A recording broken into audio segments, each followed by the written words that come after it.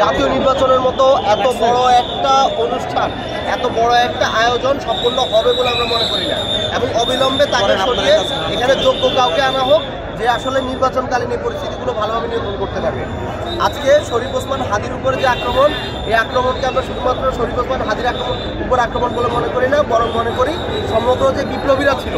যারা এই বিপ্লবে নেতৃত্ব দিয়েছে তাদের উপর আক্রমণ। এবং এটা থেকে অন্য যারা বিপ্লবীরা আছি আমরা প্রত্যেকেই একটা নিরাপত্তাহীনতা এবং একটা শঙ্কার মধ্যে ভুগছি যে যারা আসলে বাংলাদেশকে আবার অস্থিতিশীল করতে চায়, যে পতিত ফ্যাসিস্টরা আছে, সেই পতিত ফ্যাসিস্টরা এই আইন শৃঙ্খলার সুযোগ নিয়ে, যেখানে যে একটা ব্যর্থ উপদেষ্টার সুযোগ নিয়ে আবার বিপ্লবীদের উপর আক্রমণ করবে, রাষ্ট্রের গুরুত্বপূর্ণ স্থাপনাগুলোকে আক্রমণ করতে পারে। আমরা দেখেছি এর পূর্বেও যখন আওয়ামী লীগ হরতাল অবরোধ দেখেছে, তখনও কিন্তু এই প্রশাসন অনেকাংশেই ব্যর্থ হয়েছে, যে তারা